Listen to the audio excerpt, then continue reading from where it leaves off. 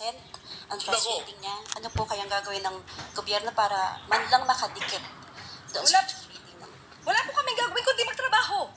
Magtatrabaho po kami na magtatrabaho at hindi po kami magbabakasyon hanggat sa... Kalma, kalma puso mo, madam. Puso mo, madam. Di ba? Masyado mainit. Ayun naman, oo. Naku, galit na galit ho itong si Auntie Claire. Napikon ho siya sa mga media dyan sa Malacanang. Paano ba naman kasi? Kinumpara ho nila yung trust rating ni VP Sara dito kay Marcos Jr. Huwag na huwag niyong gagawin yan. Dahil unfair nga naman. Walang humpay ang paninira nila dito kay VP Sara. Tapos, siya pa rin ang merong pinakamataas na trust rating sa apat na pinakamataas na pwesto sa pamahalaan. Palakpakan ho natin. Yang survey na yan ang pinaka-latest na survey na ilinabas ng SWS. Si VP Sara ho pa rin ang nakatanggap ng pinakamataas na pagtitiwala ng ating mga kababayan. Puro ho sila na tumaas ang rating ni Marcos Jr. Tumaas ng 10 puntos. Anak ng tokwa, bakit hindi nyo binabalita? Yung kay VP Sara na siya ang nakatanggap na pinakamataas na trust rating sa apat na pinakamataas na opisyal ng ating pamahalaan. Pero magawan lahat ng yan mga kababayan. Ako, itong si Ivy Marcos nag-aasik na naman ng laging. Ano na namang ginagawa ho kaya niya dyan sa Dahig, Netherlands? May nalalaman ka pang paberde-berde ng damit? Senator Ivy, siguraduhin mo siguraduhin mo. Diyan sa pagpunta mo na yan, dyan sa Dahig, dala-dala mo na yung committee report mo. Dahil kung hindi mo rin lang naman dala yung committee report mo, buti pang hindi ka na nagpunta dyan. Kasi yung si Atty. Kaufman, matagal na niyang hinihintay yung committee report na yan. Nanalo na nga naman kasi. Kung dinala mo na dyan, di palakpakan ka namin dito sa PH update. Kailangan na yan siya interim receipt ni Tatay Digong Di ba? Yung problema dyan sa alin na yun, nanalo lang. Biglang nagkalimutan. Ano pa upang meron tayo dito? With Sing Life's protection funeral costs, your loved ones get cash to cover final goodbyes without Naku, yan na nga ba sinasabi natin? Itong si Calvo, meron na, nag-aasik na naman unang lagim. Ito. Yari itong si dito. Itong si Auntie Claire. Courtesy resignation ng PCO appointees. Naku, yari ka dyan. Iniutos ni Sec Dave Gomez. Palakpakan ho natin. Pero yun si Auntie Claire, isa ho yan sa mga nare-retain kasi yan ang pinaka-attack dog ni Lisa Araneta Marcos. Yan ho, ika nga, tagasagpang niya. Pagka merong lumalapit na issue dito kay Elisa, yan ho ang pinakaunang bumibira. Pero dito sa isa na to, medyo nahuli ho siya kahapon, kaya ngayon pa lang ho siya nakapag-react. Ito na ho mga kababayan. Ito, actually, anticipated na ho natin to ito, naghahain ho ng resolution sa House of Representatives, charter change. Yan na nga ba sinasabi natin? Talagang sinusubukan ho nilang maniobrahin itong issue nitong si Paulo Tantoco. Ito, charter change. Na naman, putot tinapa kayo. Sabi nitong si Sir E.B. Ugalbot. I'm sure, dagdas distraction na naman ito sa cocaine, sa Coca-Cola overdose. Nasanhin ang pagkagurgur ni Paulo Tantoco kung saan nadadawit ang pangalan ni Lisa Ko. Ano naman yan, ika nga, given na yan.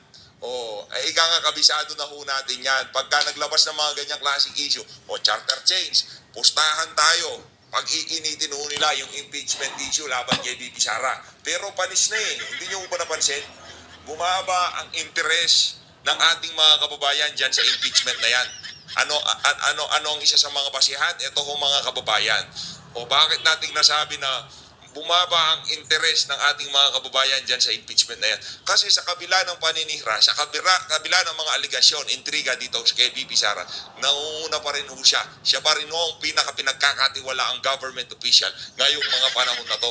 Kaya yung impeachment na yan, basura pa ho kay Lisa yan, sa totoo lang eto mga kababayan, rekta ho tayo sa Dahig, Netherlands. Pakinggan ho natin ang pinaka-latest na press con nitong si Vice President Sara Duterte. Una sa lahat, palakpakan ho natin itong si Atty. Harry Roque. Talaga namang, alam nyo na tayo, nabilib tayo sa mama na yan. Sa totoo lang, nabilib tayo sa kanya. Nakita ko yung mga video niya na nagsasandong po siya ng pagkain sa mga yung mga dating ano yan dating tagapagsalita yan, mataas, abogado yan, maraming pera yan sa totoo lang. Meron naman yung ano yan, pera yan. Pero yung sakripisyo niya, pwede naman siya manahimik sa totoo lang eh. Pwede siyang manahimik at panigurado tayo lahat ng issue na pumapaikot sa kanyang pangalan, mananahimik lang yan, mananahimik rin yan.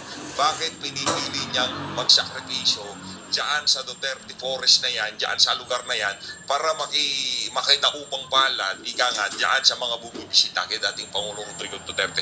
At dahil dyan, Spoke Sari, respeto, nakuha mo kay PH Update, saludo.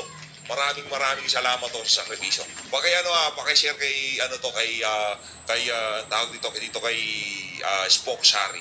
Dahil bumili, nagsasandok siya ng sopas, di ko alam sopas yun, pagkain. Yung binibigyan niya yung grabe, sabi ko, mataas ang mataas ang pwesto nito sa society, pero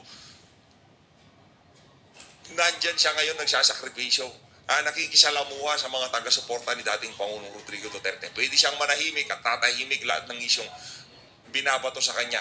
Yun na sigurado. Pero pinili ho niyang manatili sa tabi ng mga Duterte. Kaya naman, Spoke Sari, saludo. Bilib na bilib po kami sa mga ginagawa niyo dyan sa The Hague, Netherlands. Maraming salamat, Spoke Sari. Okay? Pakinggan muna natin to si Bibi, tapos punta tayo dito kay Okay Ante. siya, kasi na today, mag-isa lang ako, bumisita ako kasi Again yung picture na kung saan nakaswero si Tatay Digong, merong tag dito, hindi totoo yun. Sinabi ko naman sa inyo, di ba? Opening salvo ko pa lang, sinabi ko na yung mga taga-suporta, pinipilit nilang bigyan ng muka yung pagsasalarawan nitong si Bibi Sara kung ano na ang kalagayan nitong si Tatay Digong. Pero sinabi ko natin doon na hindi totoo yung larawan na yun. Okay? Tuloy. gusto ko ng one-on-one sa kanya. And yun, so, ang discussion namin, binalitaan ko siya about sa autopsy report ni Mr. Paolo Tantoco, and then binalitaan ko siya about sa mga missing sa Bungeros case. And then, ang sabi niya, and then sinabihan ko siya na there is an attempt to link him to the missing sa Bungeros case. So, sabi niya that is that